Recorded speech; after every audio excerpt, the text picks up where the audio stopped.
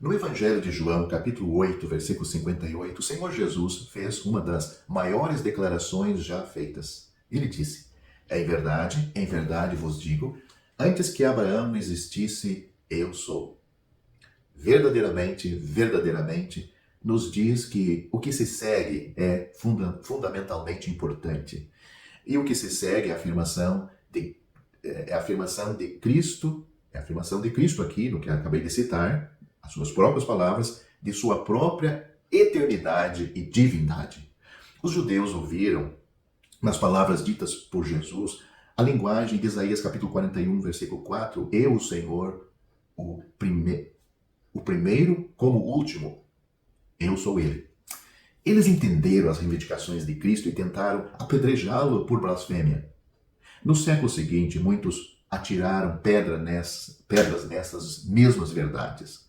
O presbítero Ário de Alexandria, no Egito, ensinou que o Filho não era eterno, levando a uma avalanche de conclusões heréticas. Ele raciocinou que o Filho foi gerado atemporalmente, antes dos tempos de vida, mas que houve um tempo quando ele não existia. Se o Filho não fosse eterno, e se gerado significa começo, então Ário concluiu: o Filho tem uma origem, mas Deus não tem origem. Isso significaria que o Pai e o Filho não são iguais e que o Filho não é Deus. Ário mergulhou ainda mais nessas mentiras diabólicas e concluiu que Cristo era apenas um ser criado. Anastácio estava entre aqueles que se opuseram a Ário. Ele argumentou que se Cristo não fosse Deus, o que ele não poderia ser se não fosse eterno, então Cristo não poderia ter revelado Deus ao homem. Não fomos redimidos por Deus, nem fomos unidos a Deus em Cristo. Na verdade, se Cristo não fosse eternamente Deus, então seríamos idólatras, flagrantes, por adorá-lo. Claramente, a eternidade de Cristo é uma verdade fundamental. O apóstolo João tratou isso como fundamental. Ele abriu seu evangelho ecoando Gênesis capítulo 1, versículo 1, quando o tempo, o espaço e a matéria foram trazidos à existência. Ali, presente, afirma João, estava o Verbo, e o Verbo estava com Deus, e o Verbo era Deus. João capítulo 1, versículo 1. A expressão era Deus, em João capítulo 1, versículo 1, une-se à expressão tornou-se, se fez carne, no versículo 14. A existência da palavra, fora do tempo, contrasta com o momento no tempo em que ele se tornou carne. Aquele cuja glória é do Filho único do Pai, este sempre foi, e este se tornou homem, que João conheceu. Quando João afirma que ele estava no princípio com Deus, é uma salvaguarda inserida para evitar a ideia falsa de que o Verbo, o Filho, foi criado. Tanto ele como Deus já existiam na divindade no princípio. Esta existência não foi produzida por qualquer causa inicial. As Escrituras desconhecem tal coisa, pois ele não teve princípio de dias, ele sempre esteve no estado eterno. Hebreus capítulo 7, versículo 3. Cristo declarou sua própria existência pré-terrena em várias ocasiões. Por exemplo, ele disse a Nicodemos que ninguém subiu ao céu senão aquele que desceu do céu. João capítulo 13, versículo 13. Ele pergunta aos seus discípulos: e se visseis o Filho do Homem subindo para onde estava antes? João capítulo 6, versículo 62. E ele orou: Pai, glorifica-me junto a ti, com aquela glória que eu tinha contigo antes que o mundo existisse. João capítulo 17, versículo 5, Paulo também afirma a pré-existência do Filho. Aos Romanos ele escreveu: Deus enviando o seu próprio Filho em semelhança de carne pecaminosa. Romanos capítulo 8, versículo 3. Aos Gálatas Paulo disse: mas vindo a plenitude dos tempos, Deus enviou seu Filho nascido de mulher. Gálatas capítulo 4, versículo 4. Paulo também lembrou aos Coríntios que o Filho eterno, sendo rico, por amor de vós se fez pobre. 2 Coríntios capítulo 8, versículo 9, o que só faz sentido se a vida de pobreza de Cristo na terra foi precedida por riquezas em outros lugares, ou seja, na eternidade. E aos Colossenses, Paulo afirma que pelo Filho amado todas as coisas foram criadas e ele antes de todas as coisas. Colossenses capítulo 1, versículo 13 e também do versículo 16 ao 17. O escritor aos Hebreus afirma o mesmo, indicando com a declaração de que Deus nos falou por meio de seu Filho, por meio de quem também criou o mundo. Hebreus capítulo 1, versículos 2 e 10. Mais tarde, o escritor descreve Melquisedeque, cujo sacerdócio foi feito como o Filho de Deus, não tendo princípio de dias nem fim de vida.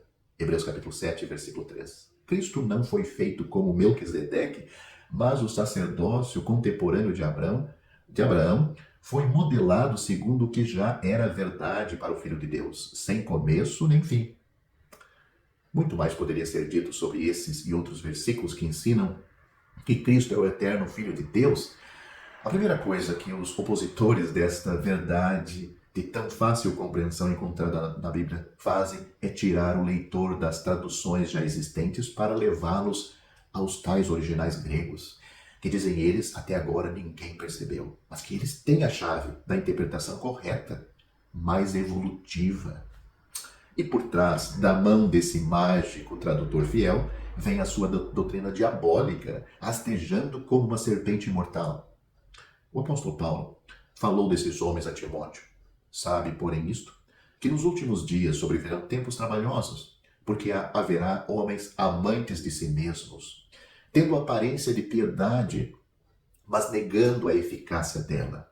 Destes, afasta-te. Porque deste número são os que se introduzem pelas casas e levam cativas mulheres nécias, carregadas de pecados, levadas de várias concupiscências, que aprendem sempre e nunca podem chegar ao conhecimento da verdade. E como Janes e Jambres resistiram a Moisés, assim também estes resistem à verdade, sendo homens corruptos de entendimento e reprovados quanto à fé. Não irão, porém, avante, porque a todos será manifesto o seu desvario, a sua loucura, como também o foi o daqueles. Tu, porém, tens seguido a minha doutrina. Isso está em 2 Timóteo capítulo 3, do versículo 1 ao 10. Mas, antes de terminar o vídeo, talvez pode ser útil tocar brevemente em dois termos bíblicos relacionados à expressão primogênito e gerado. Cristo é o primogênito de toda a criação. Isso está em Colossenses capítulo 1, versículo 15. Primogênito, algumas vezes na Bíblia, pode se referir à ordem de nascimento, mas esse título também é usado para significar ocupar o lugar de privilégio, como mostra Êxodo capítulo 4, versículo 22 e Salmo capítulo 89, versículo 27. Primogênito nem sempre significa ordem de nascimento. Êxodo capítulo 4, versículo 22 diz: Então dirás a Faraó, assim diz o Senhor, Israel é meu filho, meu primogênito. Bem, se formos para Jacó, que foi chamado de Israel, e Esaú seu irmão, Esaú seria o primogênito, e não Jacó, Israel. Neste caso, vemos que primogênito e dignidade, preeminência, neste caso nós vemos que primogênito é dignidade, elevação. E se falarmos de Israel como nação, deve ser o caso aqui neste versículo, o termo continua tendo o mesmo significado, pois a nação israelita não foi a primeira. O Salmo capítulo 89, versículo 27 diz: Também o farei meu primogênito, mais elevado do que os reis da terra.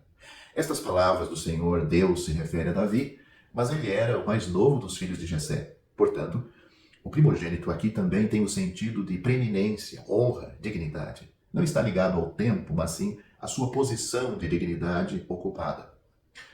O arianismo erroneamente concluiu que primogênito significava um começo. Hebreus capítulo 1, versículo 5 cita o Salmo 2, diz: Tu és meu filho, hoje te gerei. E João fala de Cristo como o unigênito. João capítulo 1, versículo 14, 18, capítulo 3, versículos 16 e 18, e 1 João capítulo 4, versículo 9. Unigênito transmite a singularidade de Cristo como filho, e sua essência é a mesma do Pai. Em termos humanos, entendemos que o que fazemos não compartilhamos de nossa natureza, mas sim o que geramos. O Filho unigênito compartilhou eternamente a natureza de seu Pai.